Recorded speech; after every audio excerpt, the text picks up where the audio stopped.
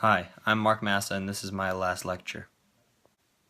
Basically what I'm doing here is compiling my thoughts from my high school career and before and trying to give some advice, maybe help some, future generations on what they need to know, what they need to do, and how to do it.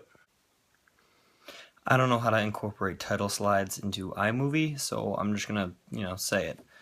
So, memory is a way of holding on to the things you love, the things you are, and the things you never want to lose. And that's a quote from the Wonder Years.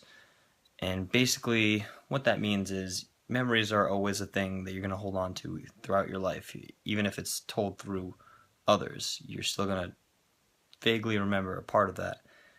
And me going through my memories, I find that I have more than I remembered I did.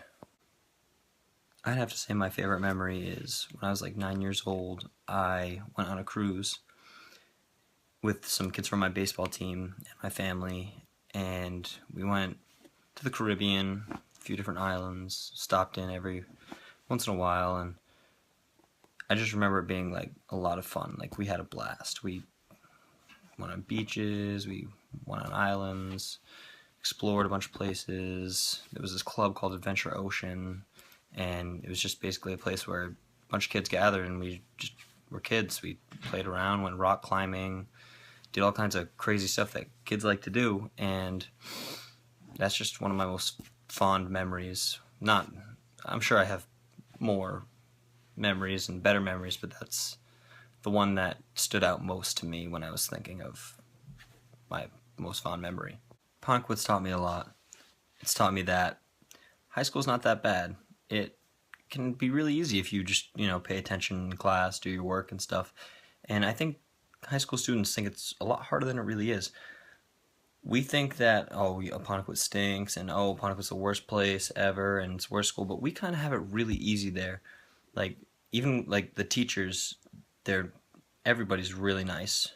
Everybody will help you when you need it with school stuff, with life lessons and life advice. That they're there for anything that you need. And Ponquit's also taught me that as easily as you can make friends, you can lose them. But the friends that you really lose, were they ever really friends? You know what I'm saying? Like, I feel like I'm rambling a bit, but it's kind of the truth. Like, friends can last a lifetime, sure, but friends could also be lost in the snap of a finger, It's just based on what happens or how close you are with that person. And I feel like with high school, you find out, who's going to be a friend for life and who's going to be a friend till we graduate. Although Ponquit's taught me a lot of good things, it's taught me some bad things too. And I don't really want to diss the education system, but it's kind of messed up. Because if you think about it, kids are more focused on passing than learning. Like, even me, I'm more focused on passing a class just so I can, actually have a future later on than actually learning. Because if I don't do good in that class, college is going to look at that and say, oh, he didn't do good in this class, so maybe he's not smart. But that's not the case at all. There are tons of smart people who don't get good grades. Like Albert Einstein, for example. I don't think he even graduated high school, and he was one of the smartest people ever to live. And also, like, they give us mandatory classes. I would feel way better if I came into school knowing that I was taking classes I wanted to take. No offense to, like, sciences, but I don't really like science. Science isn't my thing. Never liked biology or physics or chemistry. I was more of a history person, so if I could take more history classes, that would have made my high school experience a lot better. And I found that sometimes even teachers don't like what they're trying to teach. Like, they're teaching about a subject that they weren't really fond of either, but they still have to do it because it's part of the curriculum. I think that's kind of messed up. I think they should be able to teach what they want, and we should be able to learn what we want. Now on to the advice portion. I'd call myself a pretty good advice giver, so this should be pretty easy for me. To our younger generations, don't let people judging you affect the way you act. So if you want to go out and do crazy weird things, you go do that. If you want to sit inside and play video games all day, do it.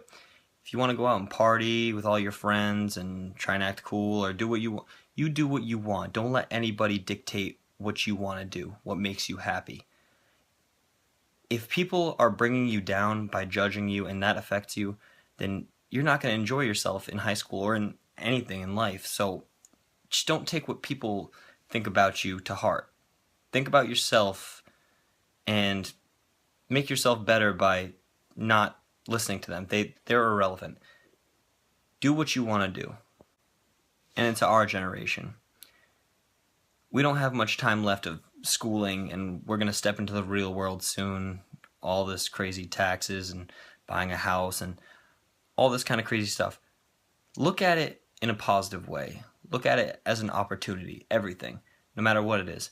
If you're going to school, make sure you put in all your effort, 110%, because later on that's going to pay off. If you slack off and don't do what you got to do now, then later in life it's just going to come back and bite you. It's going to haunt you forever. You're going to be like, I wish I tried harder in school, or I wish I tried harder at work to get that promotion, or I wish I would have been more enthusiastic and went and put a price on that house and went and bought it, or anything. Really, you just got to be able to know that what you're doing is what you want to do.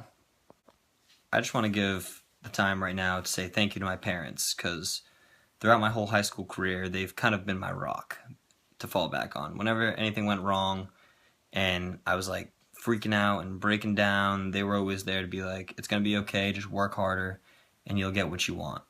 And it's been pretty true so far. And it's going to be true throughout my life. And they've kind of been like role models to me. My dad was the first person in his family to graduate high school. And my mom wasn't the first to graduate high school in her family, but she was going on to college, which was still a big thing in her family because my vovoo worked in a factory, my vovo worked at St. Vincent's home, and they didn't really have an education. So when my mom went off to college, it was a big deal. She went as a nurse, and she got her nursing degree, and then she saw that she wanted to become a nurse anesthetist because she had seen that they were doing the same thing she was doing, just making a lot more money. So when she went to go do that, they denied her because they had their 20 or some odd number of people that they needed in the program, and they wouldn't take anybody else. So she said, whatever you need me to do, I'll do as long as I get into this program. So she worked her tail off and got into the program, and now she's a very successful nurse anesthetist, and she's kind of like my biggest role model. My dreams for the future.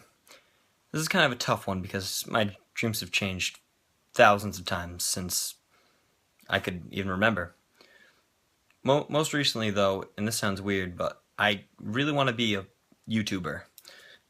I want to create content and entertain people. So I want to play video games, which sounds dumb again, but I want to play video games so I can entertain people, make people laugh, make people's days. If they're feeling down and they watch my videos or whatever, it lifts them up, you know?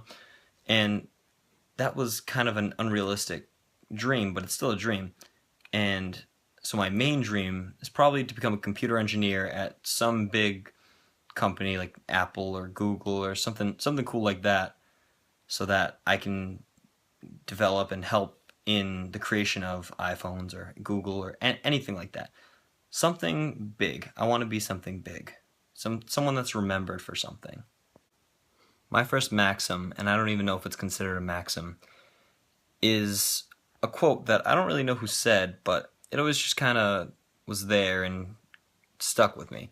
And it's, if you're not with me, you're against me. So basically, all the people that support you and all the people that help you in your endeavors and push you and make you better yourself are the people that will be with you when you succeed one day. All the people that didn't help you or were friends with you but didn't really do anything to better you, they're just going to be left in the dust. They're not going to be relevant anymore. And that just always was so powerful to me, and it just makes me think sometimes. I don't have much time left, but my second maxim would be, don't take anything for granted. Make everything that you have into an opportunity. If you're a waiter at Applebee's and all night you're getting crappy people after crappy people, and they're just being so rude to you, just shove it right back in their face and be the best waiter you can ever possibly be, because the work you put in now will benefit you in the long run. So if you work hard now, it's going to pay off tenfold when you're older.